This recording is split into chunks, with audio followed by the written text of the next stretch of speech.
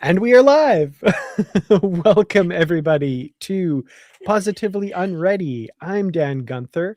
With me are the amazing Brandi Jackola. Hello, hello. And Barry DeFord. Hello, hello. So, how are you, fine Star Trek folks, this week? Doing well. It's a very gusty and blustery day, but it is a wonderful day nonetheless. It's warm again. Yeah, warm, but like you say, I took my dog Lucy out for a walk earlier, and I was genuinely concerned she was going to turn into a kite. Yeah. It is very windy out there. She's like Piglet on Winnie the Pooh. Oh dear. Oh dear. It's a deep cut Piglet's for my everyone. favorite. Oh, it's brilliant. I love it. And Brandi, how are things in your neck of the woods? Cold and wet. We had very little snow during the winter, and now that it's starting to get closer to spring, we're having snowstorms. Ooh. And yeah, I drove to the doctor on was it yesterday? No. Day before yesterday? I can't remember. Nope. It was Thursday. And I started out with rain, then it turned to snow, then I went through sleet, then I went through fog, went through all four of those things on my way to the doctor. To be fair, I still go to the same doctor that I've been going to since I was a teenager, and they're like 25 miles from where I live. So it's a little bit of a trek.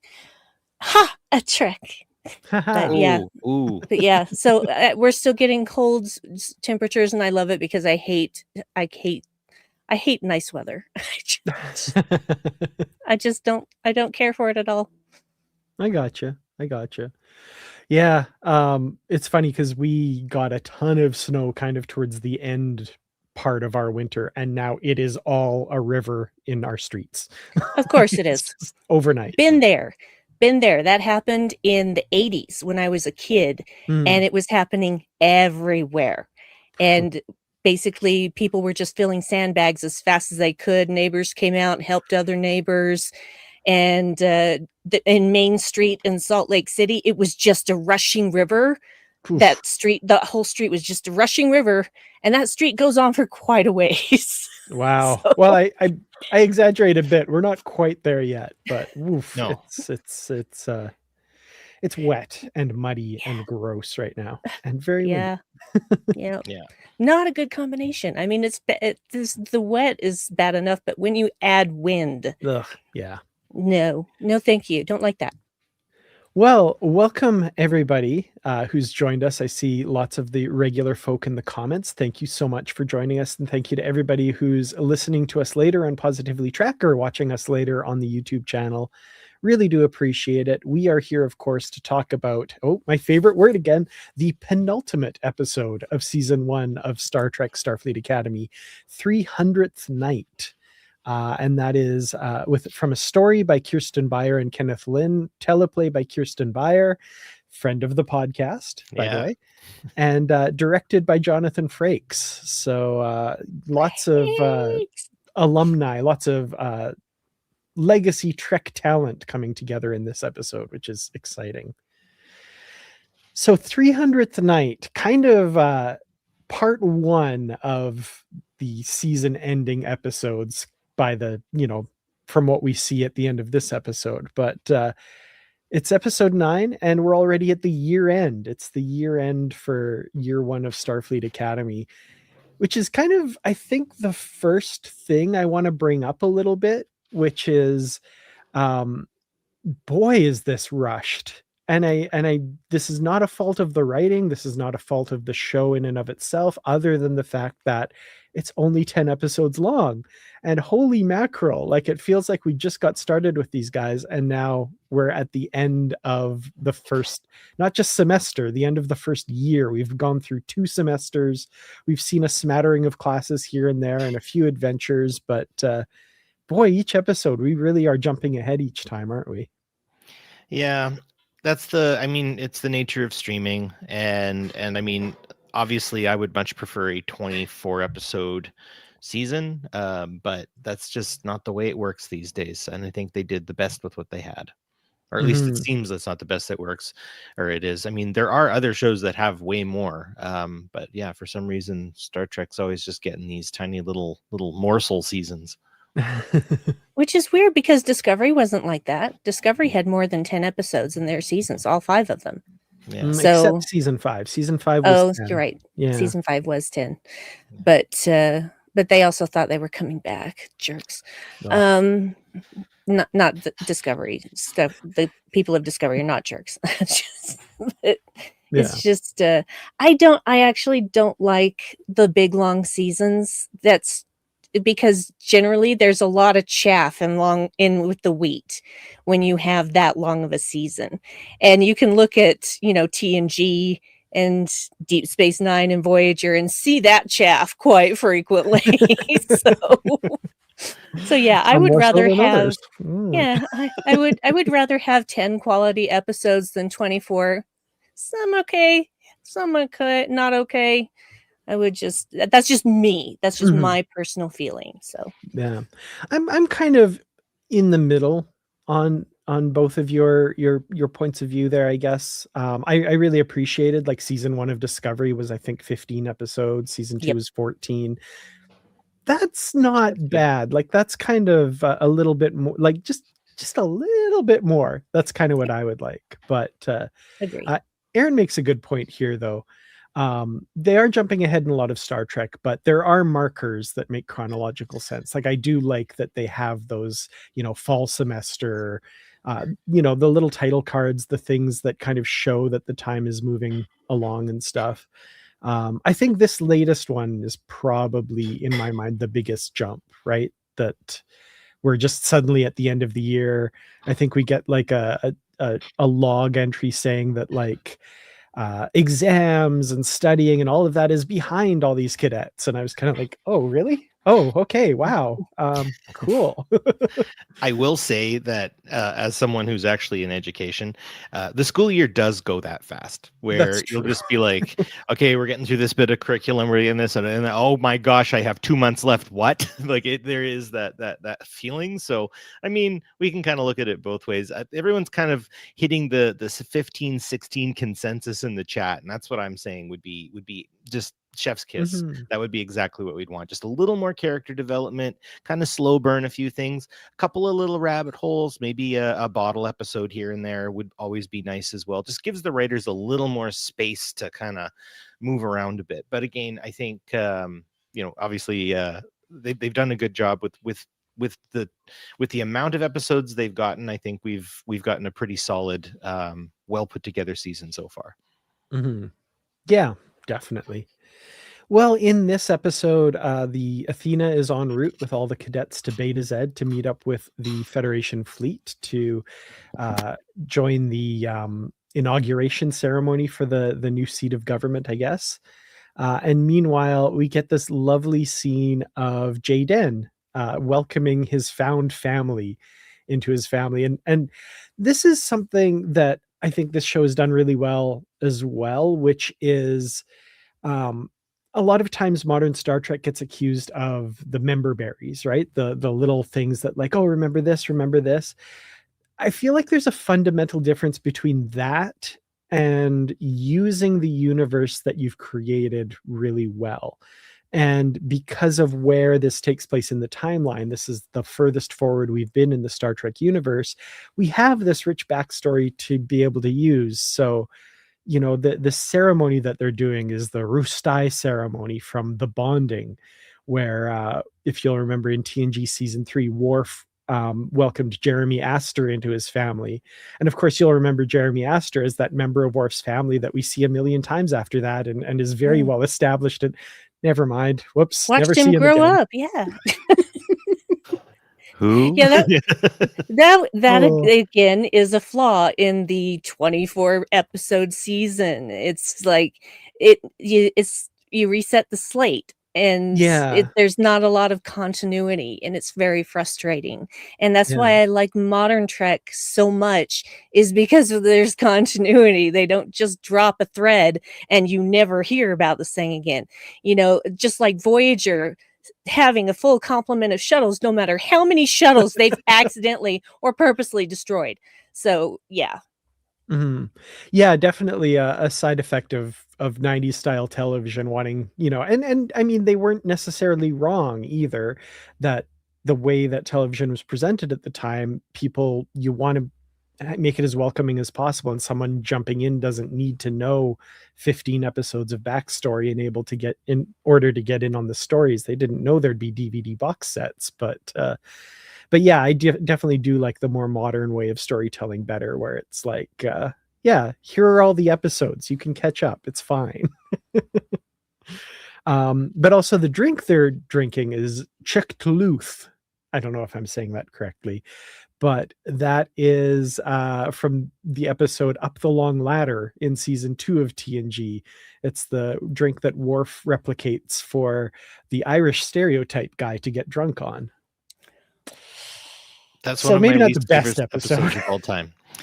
Yes, I gotta absolutely. say, holy crap. But I think just putting it all together, it kind of rehabilitates the drink a little bit for me, because I honestly have to say the level of heartfelt, pure decency I get from Jaden really does make me, I don't know. He's the kind of guy who, when you're in, you're in. And I think that's a really important aspect of him, where, we had Worf trying to be more Klingon than Klingon. I think Jaden has really kind of reclaimed that. And, going back to when we see Discovery's Klingons with T'Kuvma and everything remain Klingon and everything, I think Jaden has kind of closed that massive circuit in such a real and heartfelt way. And I really felt that scene. I like that scene a lot.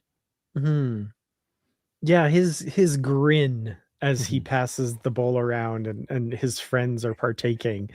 I just that close up on his face and just that toothy grin he gives. Oh, I love it. Yeah. It is perfect. The only thing that spoils it, of course, is Caleb. And it's just like, dude, you realize that blood is family, yes, but there is also found family, and you can have both, and you're not betraying one or the other because you have both.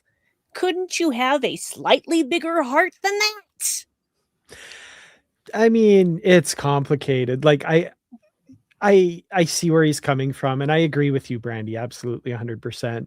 But I think there's also a little bit of like foreshadowing of what's going to happen later, where he's going to leave this found family, and it's almost like a little bit of insurance against getting too close and having to, like, he feels he's betrayed his mother by not being in her life, not finding her, and he's almost, and I mean, psychologically complicated. I'm not saying he's right in this, absolutely, but like, I wonder if it's like a little bit of insurance against betraying his found family by kind of, as we see later in the episode too, he very upfront rejects his found family and tries to burn those bridges. And this feels like a little bit of preemptive to that almost.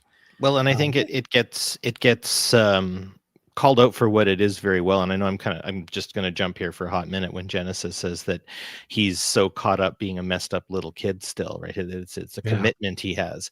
And I think that's you can draw that all the way back to that moment, that he is still very much not letting go of things that really, I mean, it's not a matter of letting go, but it is a matter of processing those things. And if you're unwilling to do that, you're going to alienate yourself from people. Get the help you need, and find those who love you and who you can love in return, in friendship and otherwise.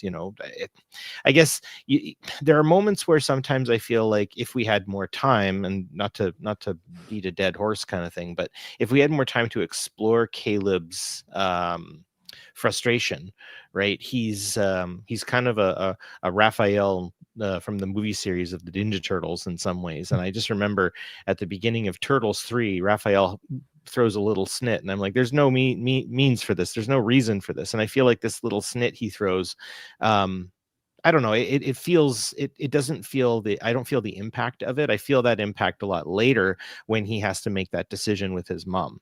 But when it starts off, it is a little like, ugh, So Yeah. Yeah, and the funny thing is to all of this, if he weren't at Starfleet Academy, would he ever have figured out that his mom had been sending him all this transmissions and that was the Ishani moon that was the actual password to get those transmissions? No. Who helped him with that? Oh yeah, it was Sam, wasn't it? And what if he had never met Sam? What if he had never gone to Starfleet Academy? He'd still be bumbling around the universe looking for his mom. I think he'd be dead. Or in Yeah. jail or dead. I think he'd one be of dead. those things. Yeah. But just like, dude. And I think that's a realization like that he will come to, that, this is what saved his life. And, he talks about it was either this or prison, and now I can make a decision without a gun to my head. I think that decision is going to be made soon, and he's going to realize where he can thrive and where he can not just survive, not just get by, but explore who he will be as he grows up, right? Well, and I said this actually when I was watching it the first time. I'm like, who's holding the gun, Caleb? Who's holding the gun? Right? He's holding the gun at this and point. I think it's pointed more at his foot than his head. Right? Well, so you brought up Sam. Let's talk about Sam, because Sam has gone through a lot with the last episode, and I really like what they've done with her character in this episode. And I mean, I'm feeling for her, and I don't completely agree with some of the things she thinks and says, but I love that there's implications of it, and they're carrying the story forward where, she has her memories of her old life, but now she's lived this whole 16 years being raised by the doctor, calling her dad all the time, calling him dad all the time. By the way, I just love that. It just made me smile every time. But she talks about her memories of her past life, and she says that she didn't like or respect her old self, and that she was so naive. And this moment, especially when I watched it a second time, really hit me, because I think we've all had these moments. Like, this is a very special, crazy sci-fi case, but we've also all had those moments where you're kind of lost in that reverie and you're thinking back on your life, and you come across those few moments and you're just like, oh God, I can't believe I did that.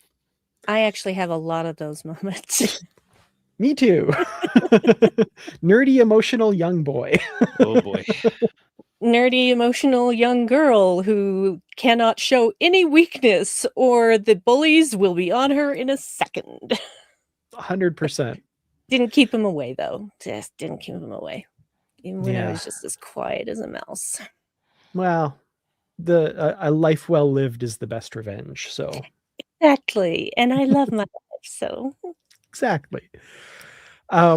But yeah, I loved that, because I guess I didn't make that connection hugely the first time that I watched it, but this second time around, I was just like, oh, that's what they're talking about. They're talking about that, you've grown up, you've matured a bit, you've gained some life experience, and you go, oh God, I can't believe I did that.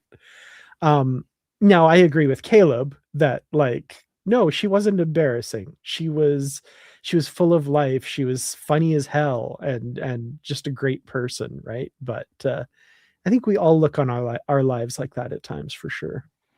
Yeah, you need to. And I think Sorry. oh yeah, right. Yeah.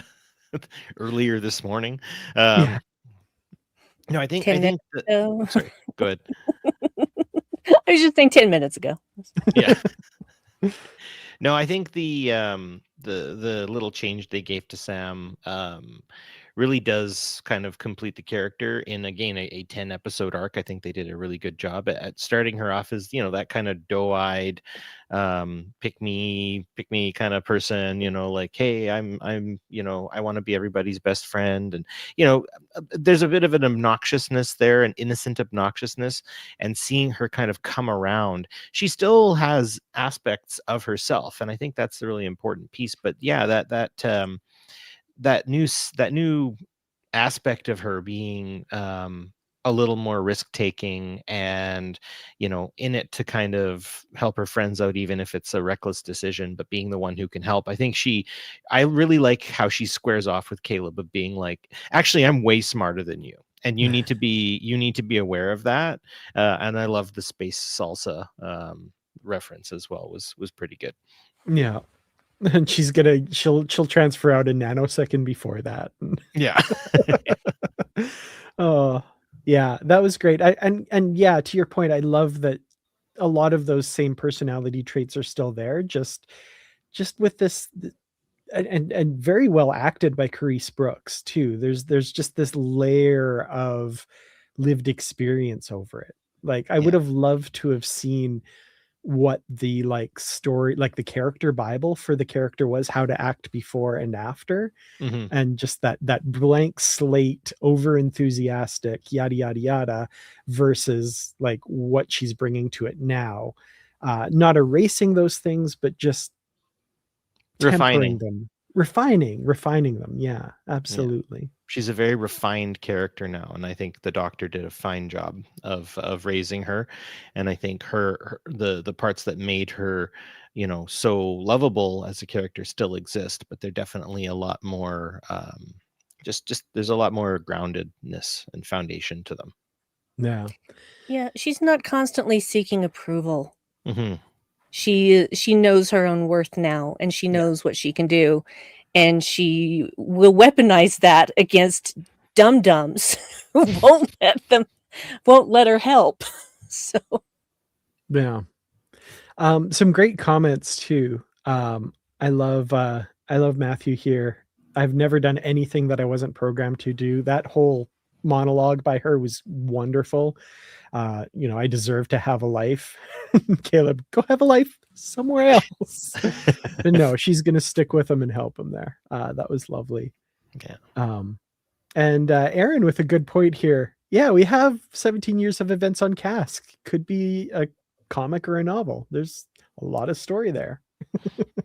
ooh, I want that. I like it.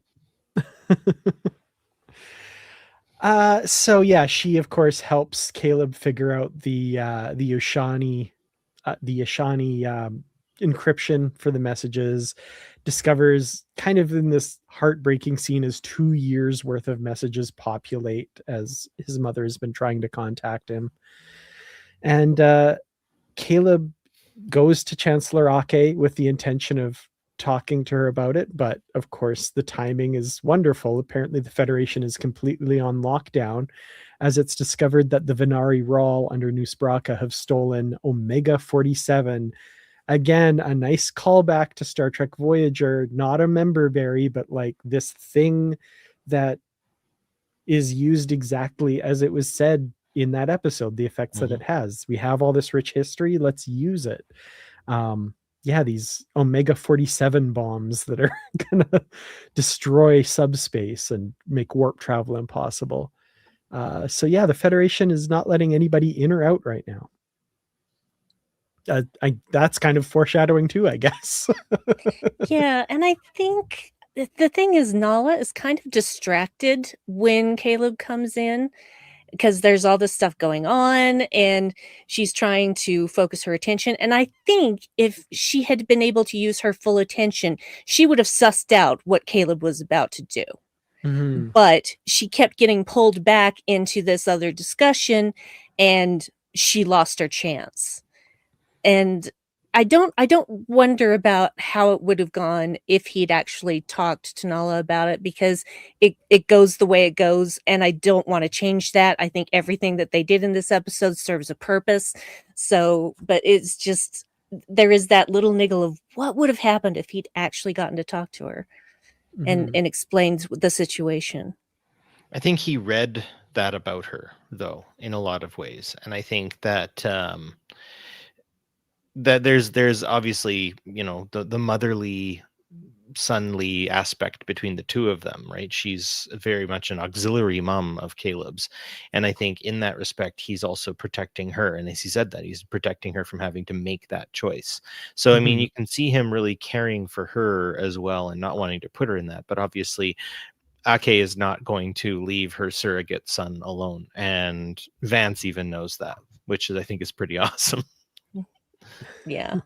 Also, is it just me? But when Vance is telling them all the stuff about having to pull the Federation in and what's going on with Omega 47 and the Venari roll, doesn't he look? I mean, it's just, I think it's a beautiful performance by Oded Fair, and I think it's overlooked. He looks tired. Oh yeah, he looks exhausted. His beard is longer, like he hasn't had the even the care to get it trimmed up again. It's just, and it's so subtle but so perfectly done. You just look at him and know that he has been through it. And now he's got a Federation to protect, because these absolute weird, just crazy people are just gonna, you know, destroy space because they can. That almost felt like because the last time we see him is at the end of, I think, Come Let's Away, where they basically put an all points bulletin out for New Spraka, and he says something like, "I won't rest until we take him down," and he hasn't. Clearly, he hasn't. He has not. Hey, everybody, say hi to Growler. This is my buddy. Oh, hello, sweet baby, little guest star.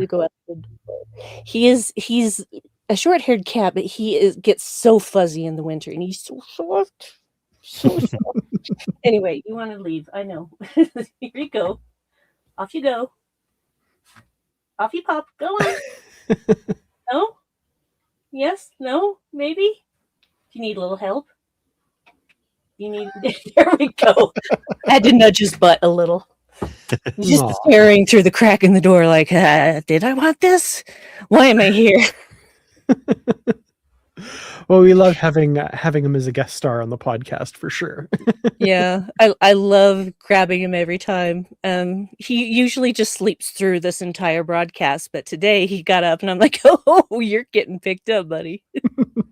As all the comments turn to Kitty. Aw, Kitty. Yeah.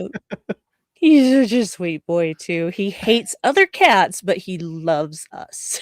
Yeah, that's like my dog. She loves all human beings. Other dogs can apparently go straight to hell. Yeah. Yeah. Not all other dogs, actually. Anyway. So yeah, we've got Caleb stealing the shuttle, and as one by one more people enter. yeah. A little bit sitcom-y there. I kind of enjoyed it though. Sam popping in to help him, and then scaring the crap out of him. Loved that. That was great. Stop doing that. No, I'm going to keep doing that.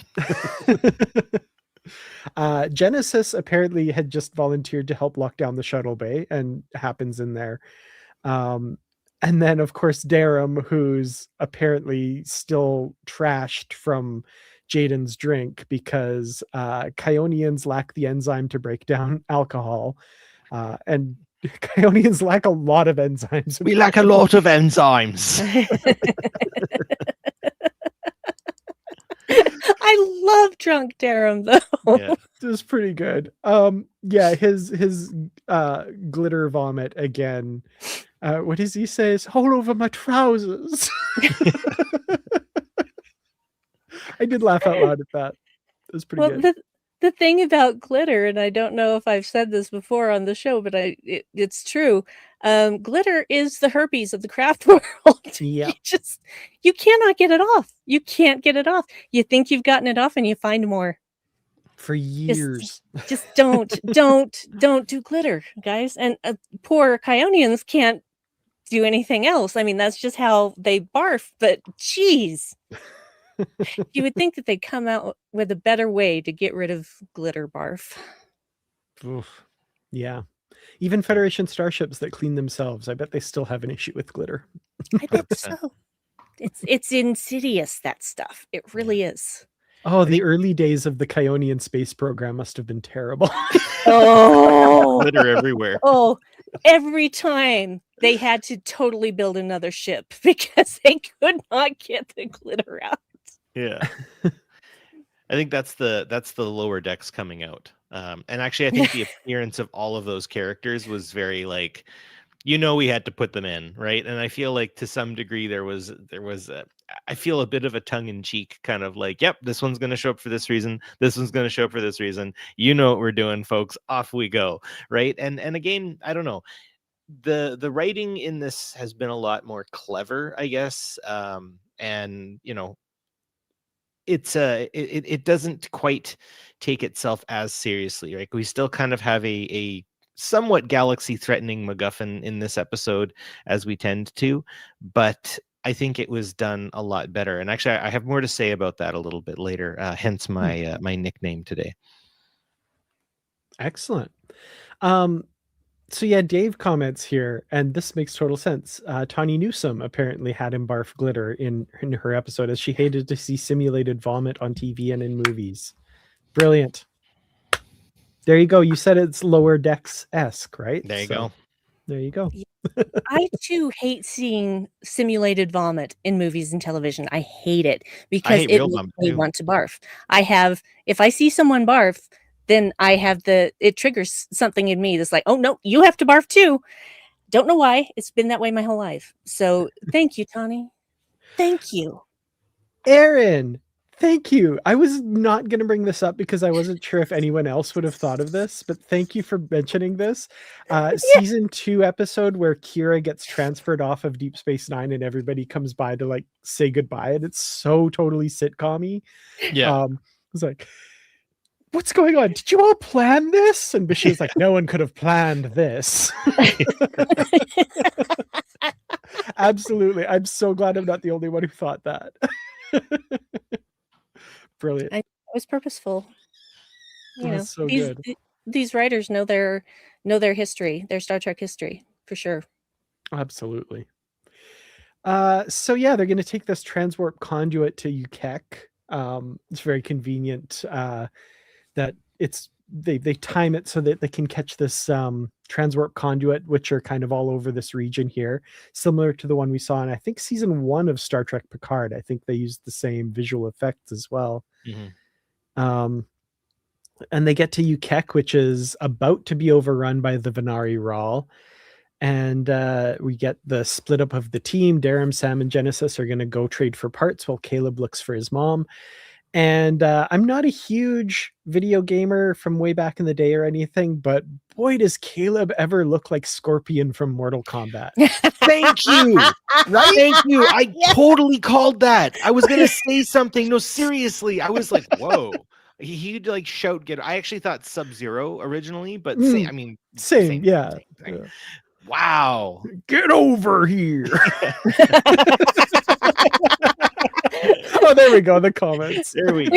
Which is actually going to be in the new movie. So I saw the trailer, man, and we were waiting for it. Get over here. I'm like, yeah. I saw that trailer and I wasn't very excited before the trailer, and I was like, this trailer's done its job. I am interested in this movie. Yep. It sucks you in, man. It gets you going.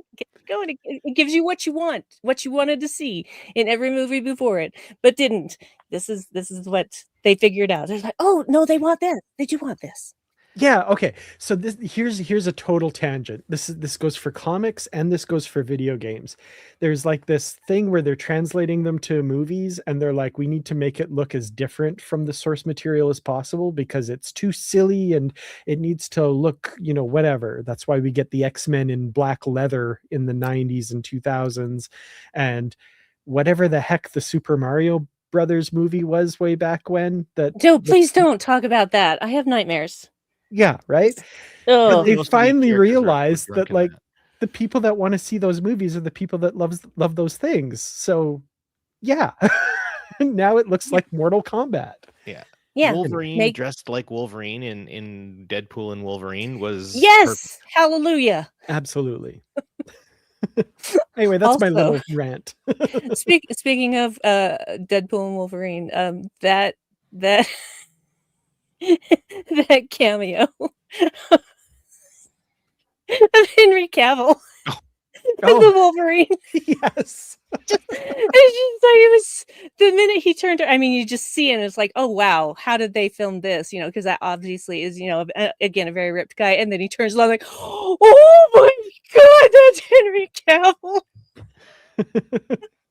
Basically, I was just doing a lot of that throughout the entire movie. We saw it in the theater, and I was just like, what is happening? What is happening? Had a great time. And Aaron, I will absolutely concede the point. That is true. Fair point. The X-Men uniforms were pretty hot. Yeah. It's just anyway. It seems a little tight. You know, it seems like that would restrict your movement a little. But you know, they look good. That is the one way they made them like the comic books. I mean, you can't say that any comic book garb is generally loose fitting. Usually. It's too bad. Yeah. Anyway, so Caleb does in fact find his mom.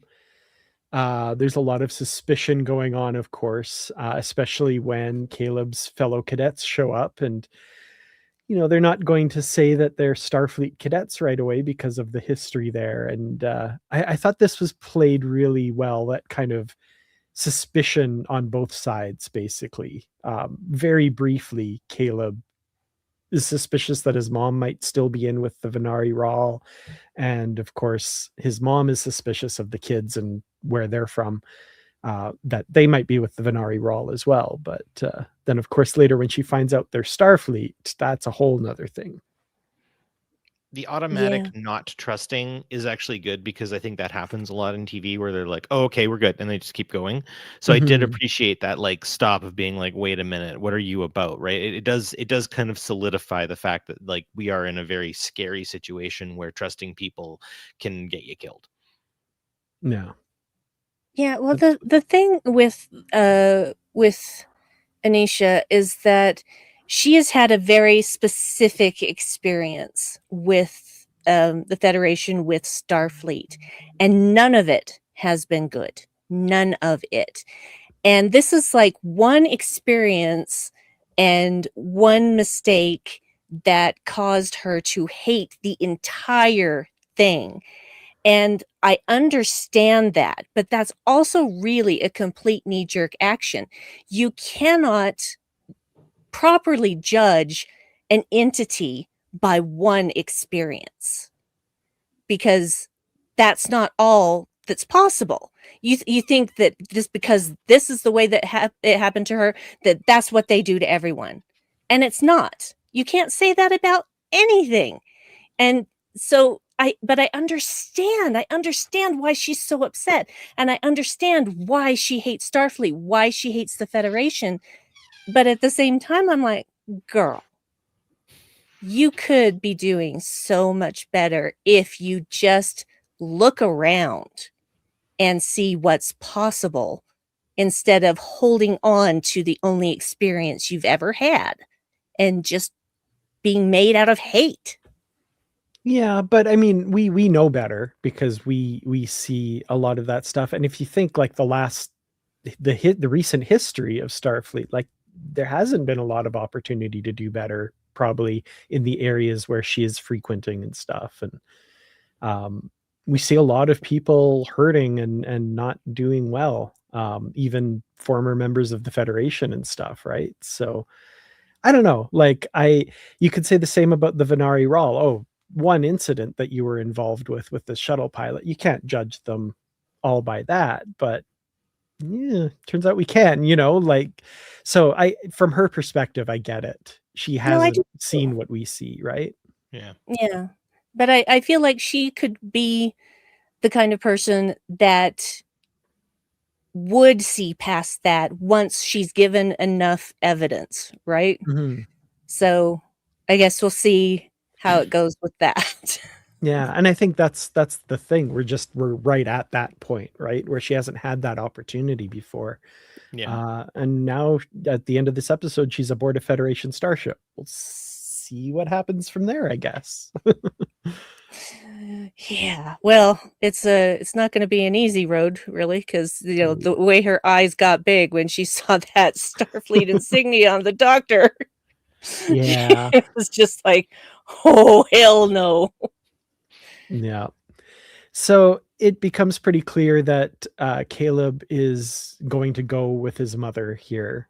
And we get that scene that I alluded to earlier where Caleb has that knee-jerk thing where he's got to push these friends away now. He's got to cut those ties. He's got to burn those bridges. And I love this scene, like as painful as it is, the things that he says to Darum, and then the really hurtful things he says to Genesis. And he turns to Sam and is about to, she just jumps up and hugs him and says, "You're so full of shit." Yeah. I love that so much. Yeah, he was projecting a lot. Oh, then. absolutely. So much projection. And I loved that Genesis did not rise to the bait. She was very calm about, telling him exactly who he was. Very Yeah. captainly. Very captainly. Very captainly. And she did it even though he hurt her deeply. He hurt her deeply. You could see it in her eyes. You could see it on her face. Great job by the actor. And she responded so calmly and so measured. I was just like, girl, you got this. You're going to be a fantastic captain. Yeah. Yeah, just to remark what's going on in the comments, there's like, I'm really glad that he didn't get a chance to badmouth Sam, because I would have slapped him. Would have reached in through the screen and slapped Caleb right in the face and been like, "Don't you take her, oh, no, not allowed." Yeah. I wouldn't even have slapped. I would have just gone in punching. Yeah. Yeah. Yeah. Anything happens to Sam, we riot. Yeah, absolutely. We tear it all down. Yeah. It's transparent what Caleb's doing, but yeah, they see through it, especially Sam sees through it. I think I really like that. So yeah, they part ways and they keep trying to signal the shuttle to beam them up, but it's not working. That signal is detected basically by the Venari Rawl, and Sam, Darum, and Genesis are all taken prisoner, and Caleb has to go back to save them, because that's in that moment showing who he really is, not the scene that we were just talking about. This is who he is. He's got to save them. And in that moment is when it's revealed to his mom that he's been with Starfleet, basically. Yeah, and we're not sure what she's going to do, but she does show up and help out by distracting and then shooting a bunch of people. No, I was writing in my notes. I was like, oh, she shows up to distract. Oh, and more. Shows up to kill. Yes. Yeah, well, that's obvious. The place is obviously run by fascists in their black uniforms. I mean, it might as well be Nazis at this point. Yeah. No, you can't really negotiate with a fascist, so not so much. Not so much. So yeah, they're they're distracting them. Meanwhile, we haven't talked about what's going on the Athena. So let's rewind a little bit. They've been ordered by Vance to go to the border to scan from there. But beyond that, he's not saying anything else, because he doesn't want Ake to have to refuse a direct order. And he says, if you cross the border, I can't help you. You're on your own. He's not saying not to. He's just saying that, like, I can't help you. And they do, in fact, decide to do that. Meanwhile, they've also discovered stowaways aboard. In Captain Ake, Holly Hunter does this, like, slightly flustered thing every so often that I Yeah. just absolutely love. This episode has my favorite example of it, where they're outlining that what was it? If you increase the pressure in airlock B by 0.029%, it blocks life signs. And she's like, well, that's a design flaw. I just love that. I just love Ake. I love her. I love she's her. so great. Yeah, I love work her out in every pink pill. moment. Yeah, she is absolutely one of the most wonderful things in this series for sure.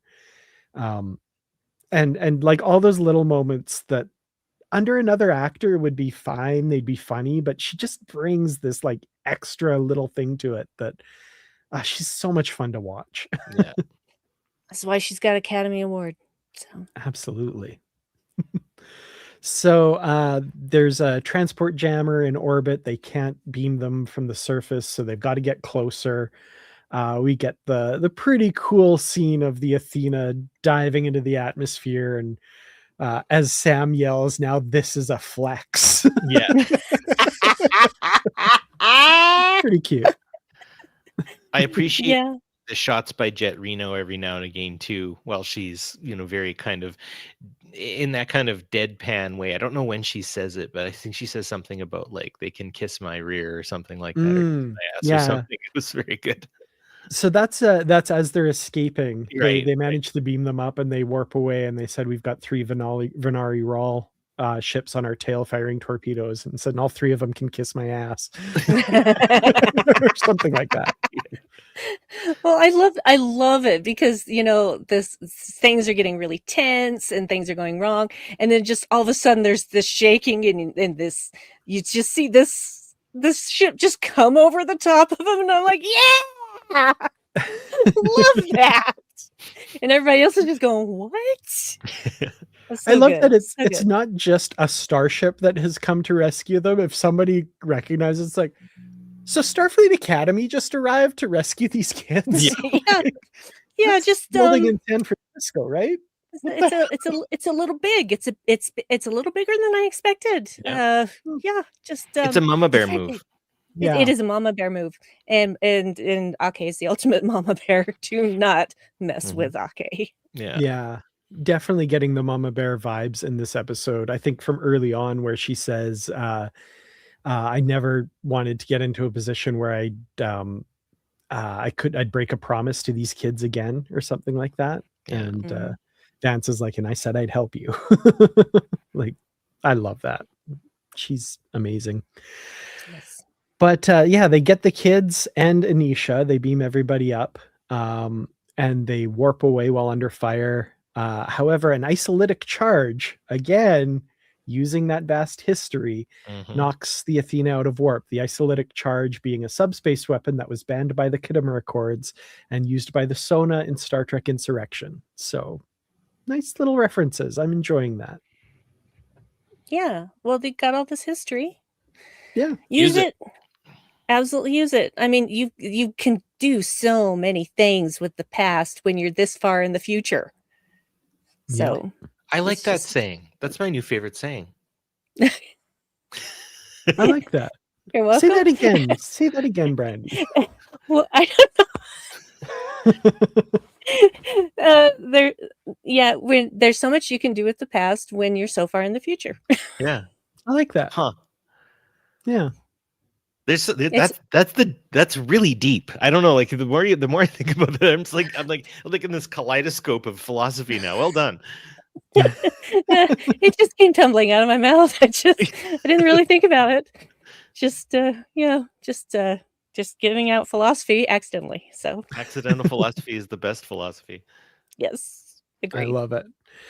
Well, the Venari Rawl do capture the Athena. They latch on with tractor beams. They're forced to come to a stop so they're not torn apart. But we do get a saucer separation, and they blast away in the saucer section, leaving behind the atrium and the main warp nacelles, and the place we've called home basically this season is captured by the Venari Rawl. And we also learn the ultimate goal of the Venari Rawl, what they've done with these Omega-47 mines, they've completely encircled the Federation with these mines with proximity detectors. So everyone within Federation space is trapped inside, and the Athena is trapped outside. So very Bane from The Dark Knight Rises.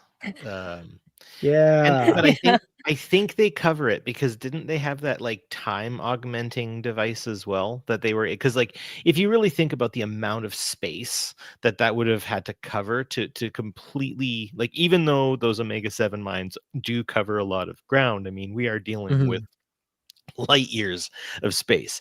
But if they did have that time augmenting device as well, that brings it deeper into the realm of believability, because at first I was like, oh, here we go, but no, thinking about it a little further, I'm like, okay, they did do their homework on that one and allow it to make a little more sense to me. Yeah, there is also, we've seen through Discovery, the galaxy is a lot not physically smaller these days, but like there's other technologies like transwarp and stuff that are used by some people. So I was kind of thinking they use that as well to zip around, because they know Talaxians and stuff, like they make regular contact with the Delta Quadrant and stuff. Like it's a lot shorter distance. It's a neighborhood. Yeah. Anyway, yeah, not good. So we've got the Athena trapped right outside that wall. They're parked pretty close to that. I'd maybe scooch off a few more kilometers. Nudge. I would say about 10,000 kilometers scooch away. Thank you very much. Something like that. Yeah. And then, as we mentioned, Anisha realizes she's on a Starfleet ship. She kind of has that fight or flight look on her face when she sees the insignia, and of course her and Captain Ake coming face to face for the first time since that trial. Bit of a chilling moment for sure. Kind of wondering what the relationship is going to be like between these two women going forward.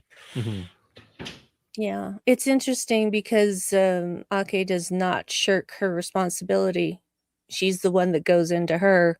She doesn't make Anisha come to her. She's the one who's biting the bullet, and she's going to face up to the damage that she's caused to both Caleb and Anisha. So, and that takes a strong person to do something like that. So, she's just the best. Yeah. Oh, Matthew, good point. I was going to bring that up. I like the there are people who are watching Starfleet Academy who've not watched Discovery, because I've seen a lot of questions online like, what's this burn thing? What do they keep talking about? What's that about? Oh no. Frozen. Oh no. An Omega mine got him. Nuts. Oh, good Lord. Okay. He's back. There he is. I was talking away and I was like, they haven't moved in a while. Oh, great. Anyway, I do like that, just to catch the audience up, Vulcan is now Navarre, just in case you weren't aware of that. I like that little bit of dialogue to like friendly reminders. Everyone got that? Cool. Yeah. I can't remember who it was. It was way back when we were doing Discovery. And someone said, oh, yeah, Navarre, now including Vulcans and Romulans. It's an acronym. Vulcans and Romulans. I love it. That's really good. That's a good way to remember it. Nice mnemonic device. Yep. Just a little treat for you guys. Well, I think that pretty much covers the episode. So I would love to hear from the both of you. Anything that we haven't talked about, anything that you'd love to bring up, final thoughts, ratings, all the things for 300th Night. And that, of course, for the folks in the comments as well. I think we're seeing... I'll do it. I'll jump in. I think we're seeing a positive reimagining of Star Trek in a way that it's going to be accessible to new people. And I try to stay away from all the flack that New Trek gets and stuff like that. And I do think that we do have some very competent writers who are doing a wonderful job with the 10 episodes that they're getting. I think we're getting entertained. I think we're getting a lot of cool new storylines. We have new characters. Like, aside from the Doctor, we're not really getting a lot of previous people showing up. I mean, sure, we have Sylvia Tilly, but she's kind of part of that New Trek feel. So I do feel like I'm kind of ultimately getting what I want. Less crazy action, fewer big MacGuffins and stuff like that. A lot more science, a lot more character development, and I'm really happy with this, and I'm really excited. I guess I didn't have as much to say because part of me is just like, I really want to see how this all gets figured out, what they're going to do in this last episode.